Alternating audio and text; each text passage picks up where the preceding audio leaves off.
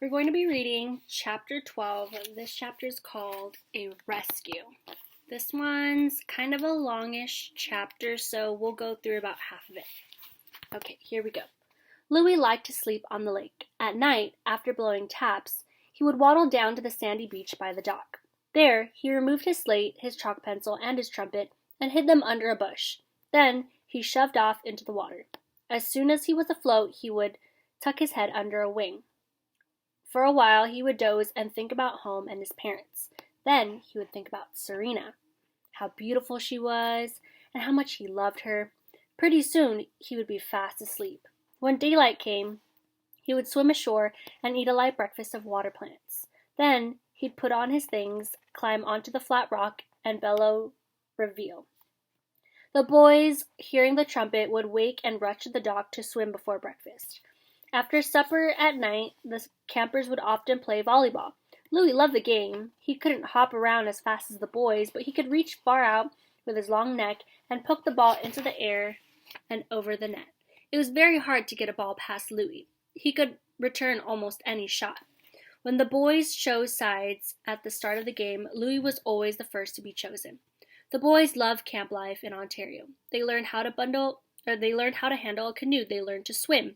Sam Beaver took them on nature walks and taught them to sit quietly on a log and observe wild creatures and birds. He showed them how to walk in the woods without making a lot of noise. Sam showed them where the kingfisher had his nest in a hole in the bank by a stream. He showed them the partridge and her chicks.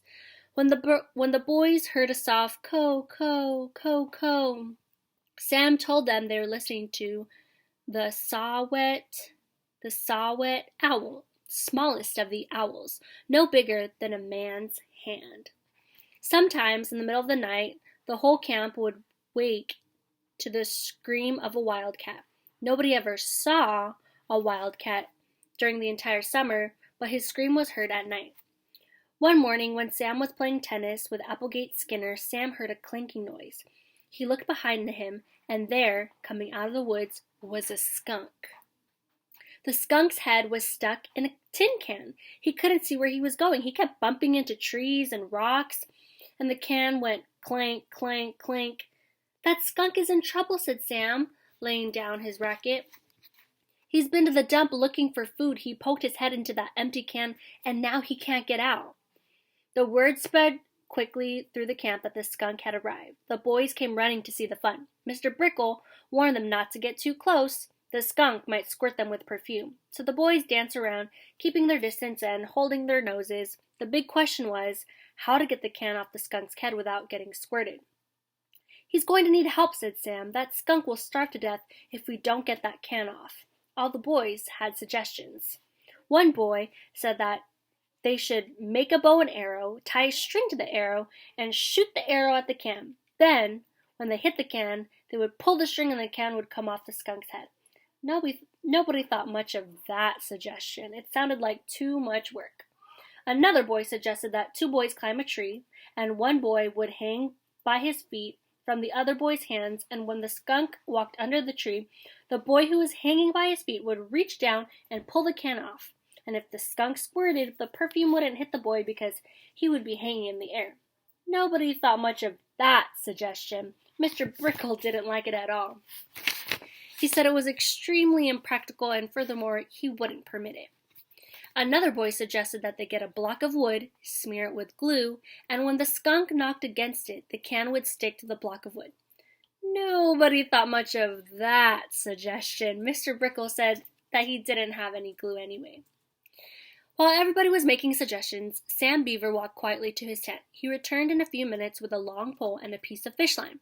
Sam tied one end of the fish line to the pole. Then he tied a slip knot at the other end of the line and formed a noose.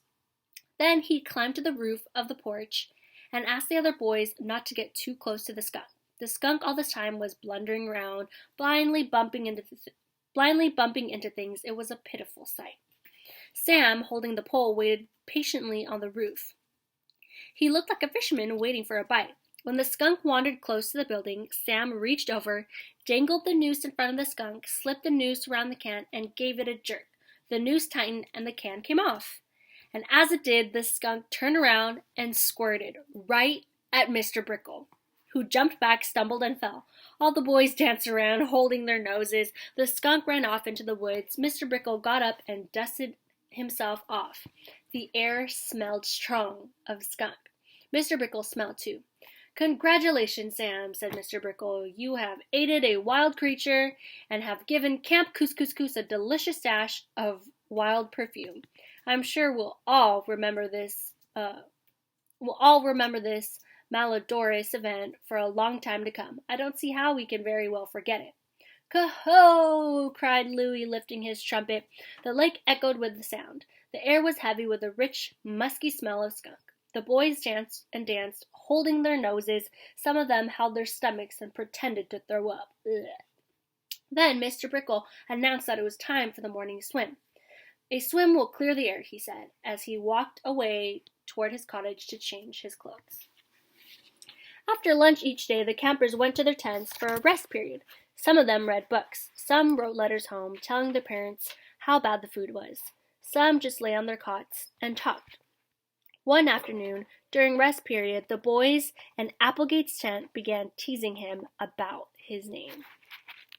"Applegate Skinner," said one boy. "Where did you get such a crazy name, Applegate?" "My parents gave it to me," replied Applegate.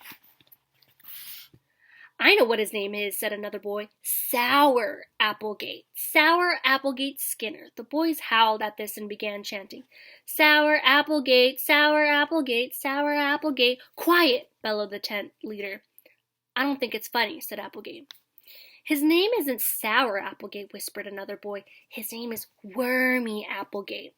Wormy Applegate Skinner." This suggestion was greeted with screams of laughter. "Quiet!" bellowed the tent leader. "I want quiet in this tent. Leave Applegate alone." "Leave Broughton Applegate alone," whispered another boy, and some of the other boys had to pull their pillows over their heads so their snickering couldn't be heard. Applegate was sore. When the rest period was over, he wandered down to the dock.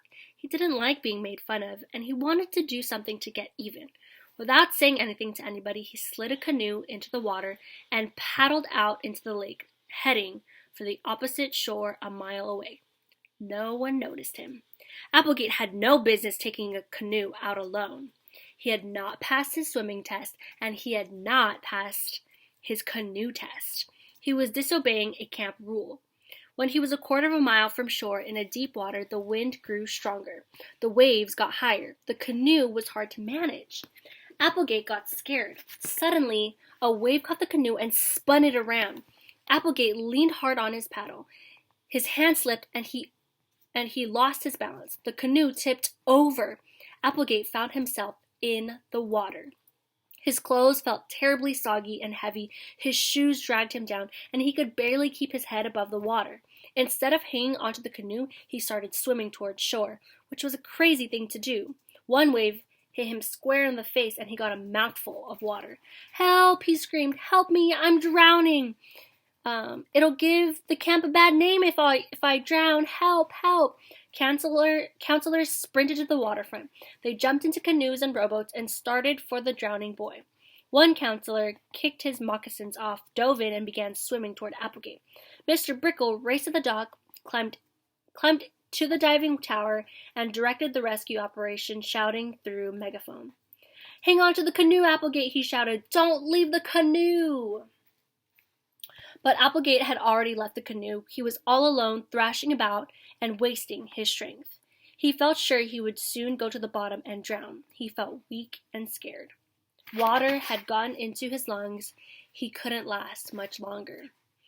The first boat to get away from the dock was rowed by Sam Beaver. And Sam was pulling hard at the oars, straining every muscle. But things didn't look good for Applegate. The boats were still a long way from the boat. When the first cry of "help" was heard in the camp, Louis was coming around the corner in the main lodge. He spied Applegate immediately and responded to the call. "I can't fly out there," thought Louis, "because my flight feathers have been falling out lately. But I can certainly make better time than those boats." Dropping his slate and his chalk pencil and trumpet, Louis splashed into the water and struck out, beating his wings and kicking with his great webbed feet. A swan, even in summer when he can't fly, can scoot across the water at high speed. Louis's powerful wings beat the air. His feet churned the waves as though he were running on top of the water. In a moment he had passed all the boats. When he reached Applegate, he quickly dove, pointed his long neck between Applegate's legs, then came to the surface with Applegate sitting on his back. Cheers came from the people at the shore and the boats. Applegate clung to Louis's neck, and he had been saved in the nick of time. Another minute and he would have gone to the bottom. Water would have filled his lungs. He would have been a goner. "Thank God," shouted Mr. Brickle through his megaphone. "Great work, Louis. Camp Coos Coos Coos will never forget this day. The reputation of the camp has been saved. Our record for safety is still untarnished." Louis didn't pay much attention to all the shouting. He swam very carefully over to Sam's boat, and Sam pulled Applegate into the boat and helped him into the stern seat.